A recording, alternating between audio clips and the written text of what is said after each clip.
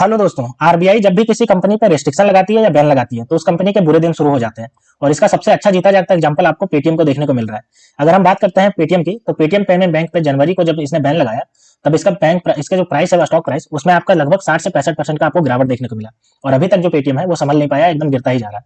तो आरबीआई ने रेस्ट्रिक्शन जो है वो लेटेस्ट लगाया है जेएम फाइनेंशियल पे। और जेएम फाइनेंशियल पे रेस्ट्रिक्शन जब से इसने इंपोज किया है, तब के इसके प्राइस में 19% की आपको गिरावट देखने को मिली। तो चलिए हम देखते हैं कि आरबीआई जो रेस्ट्रिक्शन लगाया है इस पे, आखिर वो क्यों रेस्ट्रिक्शन लगाया है, और आने वाले समय में क्या इसका प्राइस जो अभी 19% गिरा है, क्या वो और ज्यादा नीचे गिरेगा, या फिर अभी के गिरावट में हमें इसमें खरीदने का मौका है। तो चलिए इस पूरे एनालिसिस करके समझते हैं। लेकिन दोस्तों, अगर आपने अभी तक मेरे चैनल को सब्सक्राइब नहीं किया, तो आप मेरे चैनल को सब्सक्राइब कर लीजिए, ताकि आने वाले समय में ऐसे ही वीडियो मैं डालता रहूंगा तो आप तक आसानी से पहुंच सके। तो चलिए हम देख लेते हैं कि आखिर आरबीआई ने क्यों इस पर रेस्ट्रिक्शन लगाया है। तो अगर हम बात करते हैं 5 मार्च की, the regulator barred JM Financial Product Limited from giving loan against shares and debentures, including sanctions and disbursal of the loan against initial public offering of share with the immediate effect। यानी कि JM financial जो थी, वो आपका shares और debentures के against में भी लोन प्रोवाइड करती थी, जितने भी कंपनी थे दूसरे उनको। और साथ ही बात करते हैं तो वो आईपीओ के अगेंस्ट में भी आपका लोन प्रोवाइड करती थी। तो आरबीआई ने कहा कि आप ये सब के अगेंस्ट में आप लोन नहीं प्रोवाइड कर सकते, और इसी को बैन लगाया। अब चूंकि ये जो कंपनी का था जेएम फाइनेंशियल का, इसका मेन बिजनेस था ये, और मेन बिजनेस की वजह से इसका मेन बिजनेस अफेक्ट होगा, जिसकी वजह से इसका स्टॉक प्राइस में आपको दिक्कत देखने को मिला, क्योंकि इसका जो होगा वो नेट प्रॉफिट अफेक्ट होगा। अब चलिए हम देखते हैं कि जेएम फाइनेंशियल ने क्या कहा इसको लेकर के। आरबीआई ने जब इस पर रेस्ट्रिक्शन लगाया, तो जेएम फाइनेंशियल ने क्या कहा, देखिए मैं पढ़ता हूं उसके स्टेटमेंट को। After careful and detail review of the order issued by the RBI on the action against JM financial product, we strongly believe that there have been no material deficiencies in our loan sanction process. Further, the company has not violated applicable regulations.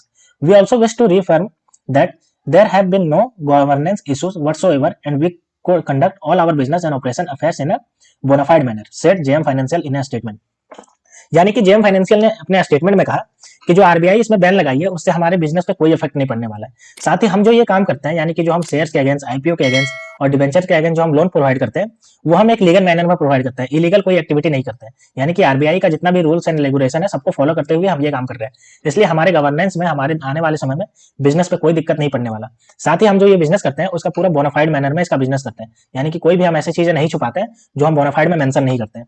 तो JM financial के जितने भी आपके जो core member है, उनका पूरा strong belief है कि आरबीआई के ये जो आपका आया है, इसकी वजह से कोई बिजनेस अफेक्ट नहीं होने वाला। अब चलिए हम देख लेते हैं कि इसका फंडामेंटल क्या कह रहा है। तो ये हमारे पास जेएम फाइनेंशियल का फंडामेंटल डिटेल आ गया। अगर हम इसके मार्केट कैप की बात करते हैं तो 7,649 करोड़ का मार्केट कैप है, जो कि बहुत अच्छा खासा है। अगर हम स्टॉक पीई की बात करते हैं तो 11.4 इसका स्टॉक पी है। आरओसी देखिए 8.30% का आरओसी है, जो कि ठीक ठाक है। अगर इंडस्ट्री पी की बात करते हैं तो 21.2 का इसका इंडस्ट्री पी है, जो कि आपका स्टॉक पी से ज्यादा है। यानी कि ये अभी आपको सस्ते दाम में मिल रहा है, जो कि गिरावट के टर्म है। अगर हम डेप्ट टू इक्विटी की बात करते हैं तो 2.02 है। और हम जानते हैं कि किसी भी फाइनेंशियल सेक्टर की कंपनी का डेप्ट जो होता है वो ज्यादा ही होता है, क्योंकि वो कहीं और से लोन लेती है और दूसरे को लोन प्रोवाइड करती है, तो इसमें कोई दिक्कत नहीं होनी चाहिए। अगर हम बुक वैल्यू की बात करते हैं तो 88 रुपया और 10 पैसे का इसका बुक वैल्यू है। और करंट प्राइस इसकी बात करते हैं तो 80 रुपया का इसका करंट प्राइस चल रहा है। रिटर्न ऑन इक्विटी देखिए इसका 7.55% का रिटर्न ऑन इक्विटी है। और अर्निंग पर शेयर की बात करते हैं तो 7 रुपया 28 पैसा का अर्निंग पर शेयर है। साथ ही अगर फेस वैल्यू की बात करते हैं तो 1 रुपया का फेस वैल्यू। तो अगर ओवरऑल इसके हम फंडामेंटल की बात करते हैं तो ये आपको स्ट्रॉन्ग फंडामेंटल दिखाई दे। अब चलिए कंपनी के 1 साल के चार्ट पैटर्न को देख लेते हैं। तो ये हमारे पास इसका डेटा आ गया। अगर हम 8 मार्च 2023 की बात करते हैं तो 64 रुपया 75 पैसे पे ये ट्रेड कर रहा था। और ये जो मैक्सिमम हाई गया है, ये आपका गया है, आपको देखिए यहाँ पे 25 जनवरी 2024 को 113 रुपया 40 पैसे पे गया है। और उसके बाद वहां से टूटना स्टार्ट हुआ है। तो ये आपका जो टूटा है वो देखिए यहाँ पे टूट करके अभी आया 80 रुपया 95 पैसे पे टूट के आया। और ये जो अभी की गिरावट जो हुई है वो आपका आरबीआई वाला, वो 22 फरवरी 2024 में 104 रुपया 5 पैसे था, और वहां से ये टूटना स्टार्ट हुआ और अभी जाकर के टूट गया। तो 1 साल में इसने जो है वो अच्छा खासा रिटर्न दिया। लेकिन जब से आरबीआई का आया है, तब से इसमें गिरावट देखने को मिली है, जो कि अच्छी खासी 20% के आसपास आपको गिरावट देखने को मिली। अब चलिए हम कंपनी के क्वार्टरली रिजल्ट को देख लेते हैं कि क्वार्टरली रिजल्ट में कहीं ये वही गड़बड़ तो नहीं कर रही है, या फिर इसका क्वार्टरली रिजल्ट आपको अच्छा खासा स्ट्रॉन्ग दिखाई दे रहा है। तो ऑपरेटिंग प्रॉफिट की बात करते हैं तो देखिए मार्च 2022 में 552 करोड़, वहीं अगर मार्च 2023 की बात करते हैं तो 387 करोड़, और दिसंबर 2023 की बात करते हैं तो 806 करोड़। यानी कि इसका जो ऑपरेटिंग प्रॉफिट है वो आपका बढ़ते क्रम में है। अगर हम बात करते हैं नेट प्रॉफिट की, तो नेट प्रॉफिट आपको दिख रहा होगा मार्च 2022 में 228 करोड़, मार्च 2023 में 32 करोड़, और दिसंबर 2023 की बात करते हैं तो 322 करोड़। यानी कि इसका मार्च 2022 से दिसंबर 2023 में इसका नेट प्रॉफिट भी बढ़ा है, जो कि एक पॉजिटिव साइन है। तो इसका ओवरऑल क्वार्टरली रिजल्ट हमें जो है वो पॉजिटिव साइन दे रहा है। अब चलिए इसके प्रॉफिट एंड लॉस स्टेटमेंट को देख लेते हैं। तो ये हमारे पास इसका डेटा आ गया। अब चलिए एक करके इसको देखते हैं। तो सबसे पहले ऑपरेटिंग प्रॉफिट को देख लेते हैं। तो ऑपरेटिंग प्रॉफिट बात करते हैं मार्च 2022 में तो 2429 करोड़, वहीं अगर मार्च 2023 की बात करते हैं तो 2122 करोड़, और ट्रेवलिंग 12 मंथ की बात करते हैं तो 2449 करोड़। यानी कि ये जो आपका कांस्टेंट आपका नजर आ रहा है ऑपरेटिंग प्रॉफिट। वहीं अगर हम नेट प्रॉफिट की बात करते हैं इसकी, तो नेट प्रॉफिट आपको दिख रहा होगा मार्च 2022 में 992 करोड़, मार्च 2023 को 709 करोड़, और ट्रेवलिंग 12 मंथ की बात करते हैं तो 737 करोड़। यानी कि ये भी आपका जो है वो कांस्टेंट नजर आ रहा है। आपका मार्च 2022 में 900 करोड़ के आसपास था, यानी कि 1000 करोड़ के आसपास था, और वहीं मार्च 2023 में आपका 700 करोड़ और ट्रेवलिंग 12 मंथ 750 करोड़ के आसपास है। तो नेट प्रॉफिट में थोड़ी सी गिरावट इसमें देखने को मिल रही है। अब चलिए कंपनी के शेयर होल्डिंग पैटर्न को देख लेते हैं और एफआईआई और डीआईआई क्या इसमें स्टेक लेकर के रखे हैं उसको देखते हैं। तो अगर हम एफआईआई की बात करते हैं तो उनका जो स्टेक है वो मार्च 2023 में देखिए 21.24% था। वहीं दिसंबर 2023 की बात करते हैं तो 17.92% आ गया, यानी कि इन्होंने लगभग 4% के आसपास अपना जो है वो स्टेक इसमें से निकाला है, जो कि आपका एक नेगेटिव साइन देता है। अगर हम डीआईआई की बात करते हैं तो मार्च 2023 में 7.47% का स्टेक था, वहीं दिसंबर 2023 में इसका 8.46% का स्टेक आ गया, यानी कि इन्होंने 1% का स्टेक इसमें बढ़ाया, जो कि पॉजिटिव साइन देता है।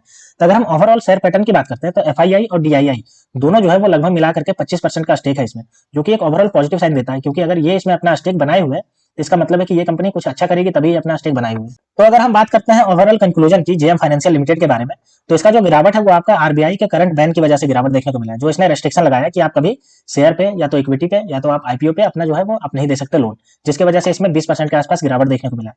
लेकिन ये जो गिरावट है वो आपका आरबीआई के करंट रेस्ट्रिक्शन की वजह से है, जो कि आपका थोड़ी देर के लिए रहने वाला है, और आने वाले समय में अगर इसने बहुत अच्छा खासा अपना रिटर्न प्रॉफिट जनरेट कर दिया तो इन्वेस्टर इसमें और ज्यादा इन्वेस्ट कर देंगे और इसका प्राइस जो होगा वो शार्पली आपका 100 से 150 रुपए के आसपास भी पहुंच सकता है। तो आपको ये गिरावट में खरीदने का एक अच्छा मौका हो सकता है।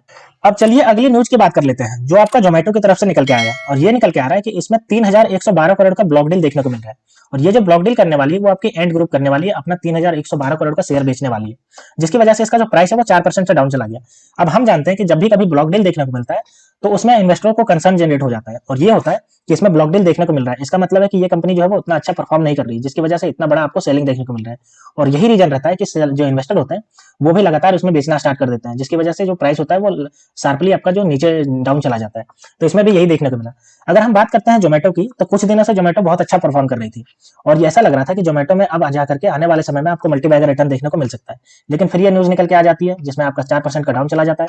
तो चलिए हम देखते हैं कि इसका फंडामेंटल क्या कहता है। तो ये हमारे पास जोमेटो का फंडामेंटल डिटेल आ गया। अगर हम इसके मार्केट कैप की बात करते हैं तो 1,41,558 करोड़ का मार्केट कैप है, जो कि बहुत ज्यादा मार्केट कैप है, हाई। अगर हम बात करते हैं इस कंपनी की, जो कि आपका आने वाले समय में इमर्जिंग कंपनी है, जो कि आपका फूड डिलीवरी करने का काम करती है। अगर हम आरओसीई की बात करते हैं तो 5.79% का ये आपका नेगेटिव है, यानी कि अभी तक कंपनी प्रॉफिट में नहीं आ पाई है, जिसकी वजह से इसका प्राइस में आपको जो है वो बहुत सस्ते में देखने को मिल रहा है। अगर हम इसका इंडस्ट्री पी की बात करते हैं तो 47.4 है।